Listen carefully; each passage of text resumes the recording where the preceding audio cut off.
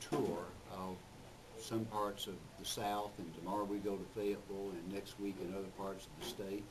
But we're doing a little tour of the state right now for the next 3 weeks for Mark Pryor's candidacy for the U.S. Senate.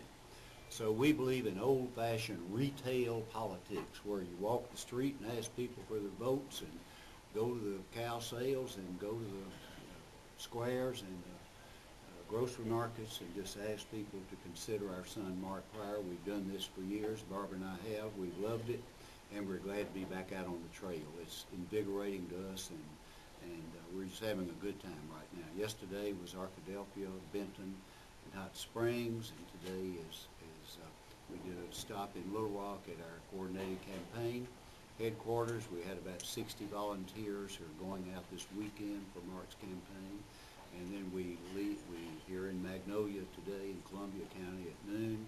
We're on our way to Hope later on in the afternoon. So we're just having a good time, and we're going to do this till the 1st of August, and then we'll be doing something else in some part of the campaign for the next 4 months.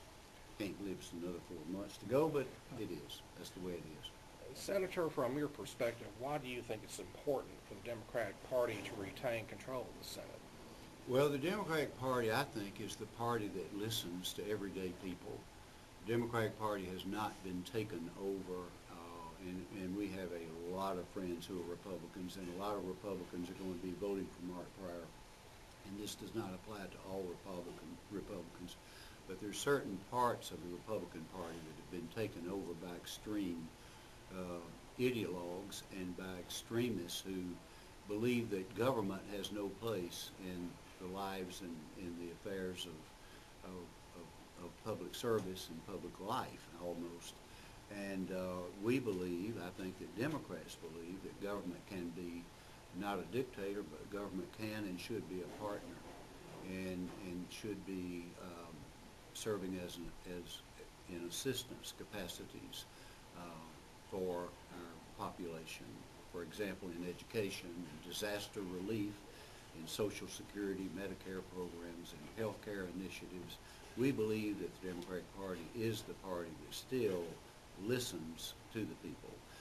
And I think the Democratic Party today in our state, I don't recall another time in our state's history, since I've been in politics, when we have had a better field of candidates running from top to bottom, Mike Ross right on down into the state legislative levels. And we're very excited about our ticket. We're very excited about the experience that this ticket brings.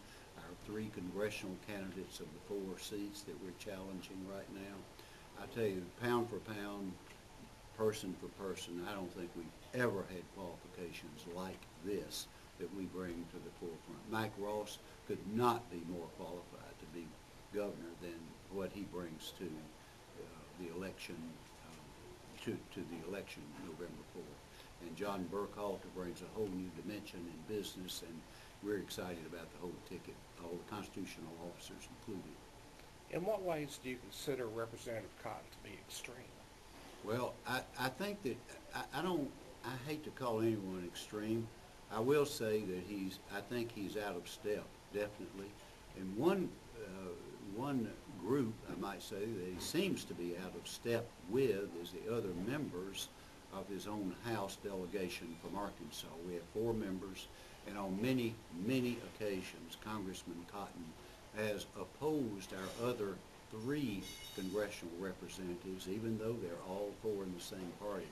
He has been the sole person or sole vote cast for certain issues in the House of Representatives. Congressman Cotton has been there for 18 months, for example. He has never yet even offered to propose his theory or his cure for the health care crisis in America. All he does is condemn. He has voted against the Violence Against Women's Act. All of the other congressional delegation voted for. He has voted against decreasing the interest rates on student loans. Here we are in a college town. That makes sense to have student loans as available and as possible. And he has voted against decreasing the interest rates. and for actually keeping and even increasing the interest rates on student loans. We see that Congressman Cotton on 2 occasions has voted one time to not only basically do away with Pell Grants, to do away with them, but another time to eliminate large portions of the Pell Grant and the qualifications that people have. And he's voted to decrease the opportunity of Pell Grants being awarded. So I think in those terms, I think he has gotten to be very, in Medicare, he has voted to privatize Medicare. The seniors of Arkansas don't want to privatize Medicare. He has voted to increase the fees for Medicare recipients who pay into Medicare. He has voted to increase the number of years to retirement to 70 for Social Security recipients. All of these votes, he has taken an opposite position from his fellow House members who are in the same political party.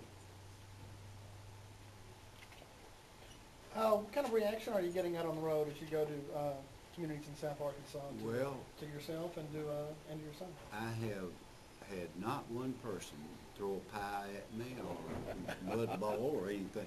We have had fabulous response. I tell you what, it sort of renews your faith in people to do what we're doing right now. And that's simply going around asking people to consider Mark Pryor and to ask for one of their most precious possessions that they own, and that is their vote. And Arkansas voters, I think, like to be asked for their vote. They may see a candidate on TV, but there's nothing that takes the place of being asked by the candidate or a close friend or relative to consider voting for that individual. And I think this is one of those years when people crave authenticity, and we're going to give them the most authentic campaign and that I think they've ever seen. We're going to try our very best to get a huge number of votes out on Election Day, November the 8th. And I truly believe that the voters of Arkansas have retained always their independence, a ferocious, fierce independence. And I can even cite back to 1968. Hadn't changed a lot since then. We voted for George Wallace, Winthrop Rockefeller, and Bill Fulbright all on the same day. That still makes the political pundits scratch their head on how we did that. But that basically mirrors the independence and accentuates the independence of the Arkansas voter. And we don't have party registration in Arkansas. We're one of the few states that do not.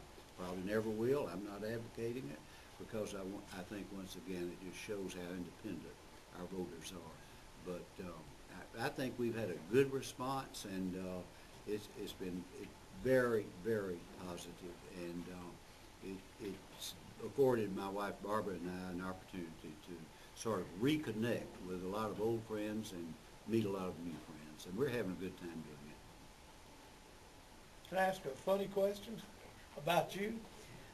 Remember, can you put this fact or fiction? I remember in the '78 Orange Bowl, 3 players were suspended at the University of Arkansas.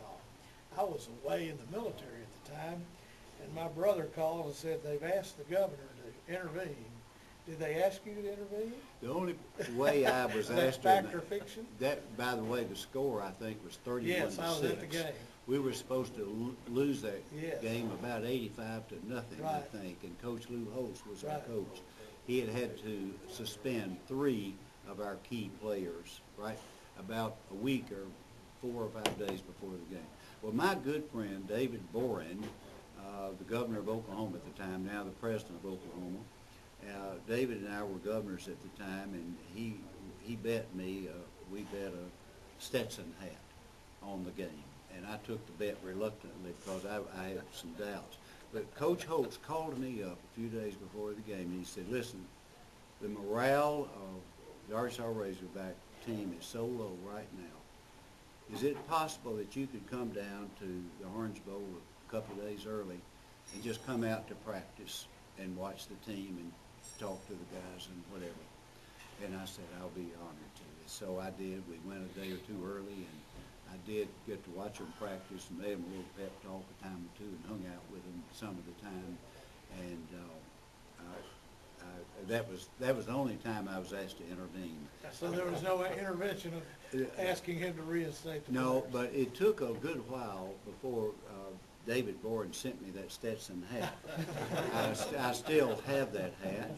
It looks like a Tom Mix hat. It probably cost $300. I don't know, but I still have it. It's been eaten up with a few moths between now and then. And David and I've just recently been to Norman, Oklahoma to spend a couple of days, Barbara and I did, with David and Molly on campus.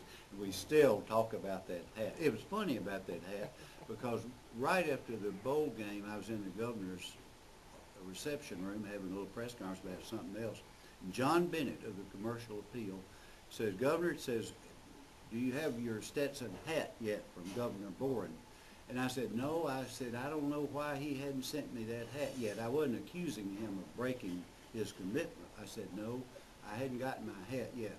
All of a sudden, the UPS trucks and the mail, I ended up with about 15 Stetson hats from people from Oklahoma saying, if our governor won't honor this commitment, we will. And so all these Stetson hats came in. I ended up in a garage sale, I think, selling them, giving them away or something. But I kid David a great deal. But the hat did come, the real one, a few days after that. But I remember that game so well, 31-6. Thank you And for if letting you'll me ask. remember who their coach was, Oklahoma. Yes, Barry Switzer. Barry Switzer from Crossett, Arkansas. I just just about 3 months ago read Barry's book, Bootlegger's Book. Yes. And I got a big kick out of it. But we were supposed to lose that game, but we didn't. Were y'all? Is that all? I'm good. Good. Well, I'll ask you one more question. I'm like Gibson. Not gonna have me to kick around anymore. Given your long experience in state and national politics and in the Senate, talk to me a little bit about how you think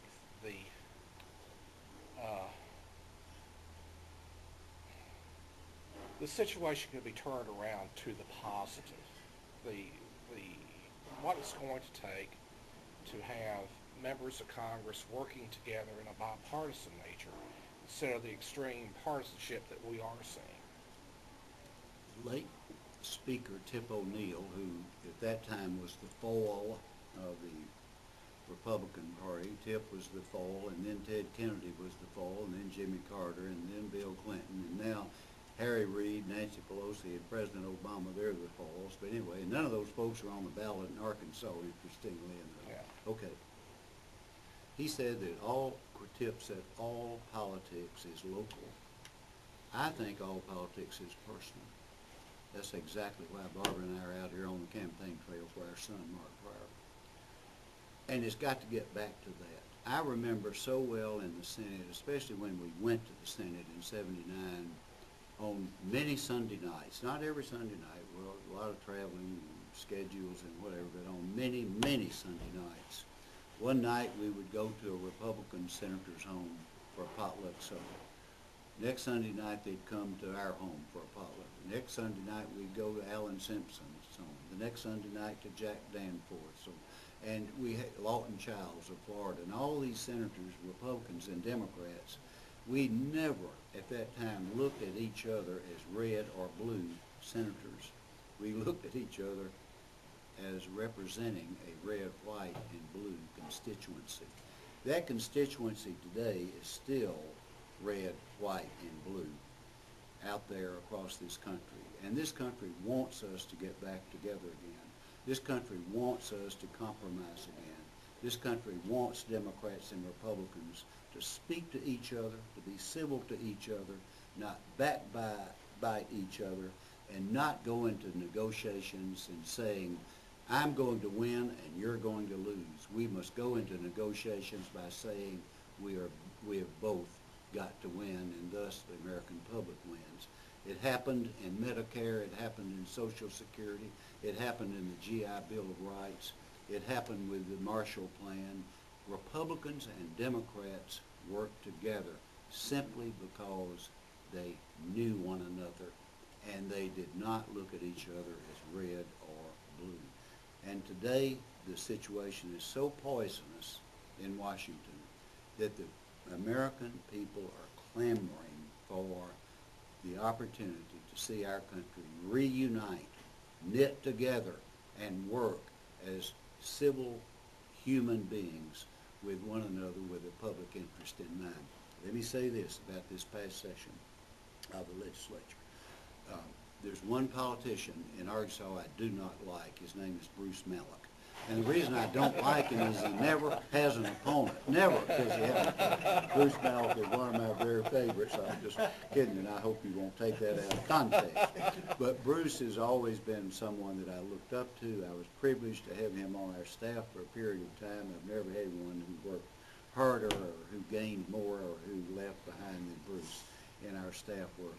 But in our state legislature, we saw, I don't want to say it was a miracle, but we saw almost what you would call a miracle, with a Republican legislature, a Democratic governor, working together to bring about the possibility of 180,000 people who 2 years ago did not have health care, who have health care today. A woman in Springdale at the hospital told us a couple of weeks ago that she's worked at that hospital in the administration for years. And for the first time, she's seeing people come to that hospital who have insurance. Therefore, the hospital, the rural hospitals of Arkansas, are not having to shovel all of that money out and look after those people who don't have money for themselves to pay for the services and their health care. But this is happening. 180,000 people or so have signed up for that private option insurance program. And to me, that's what we can do, that's what Congress can do, is get back together and say, let's look after what's good for our states, for our country. And I think we're going to do that, but we need people who will listen, who will be civil and trust one another, who will believe the role of government is to participate and help people make their lives better, protect the borders, if you want to say that, or help us along in our daily lives have a better quality of life. And that's what I think that people are wanting out there in our country today, and I think they want it in Arkansas too. I hear it all the time. Dale Bumpers and I still talk about the good old days that we had. Just the other night in St. Louis, Barbara and I had dinner with Jack Danforth, former senator from Missouri, Republican. And Jack and Sally and Barbara and myself were sitting there talking and just talking about the good old times when we would get together and talk about things, fight like cats and dogs on the floor of the United States Senate. But we were friends. We respected one another. We stood in each other's shoes. And so that I think is what people are wanting, and they want to see that. And I also think, shut up, I think, and Mike Beebe, I think, personifies this. I think that he stands for a principle, and that principle is that good government is good politics. Good government is good politics. And he believes it, he practices it, and as a result, he's America's most popular governor today. I would say he's the best governor we've ever had, but I'm not. But he's one of the best, I can tell you that. He's very popular. Thank you, guys. Yeah, thank y'all so much.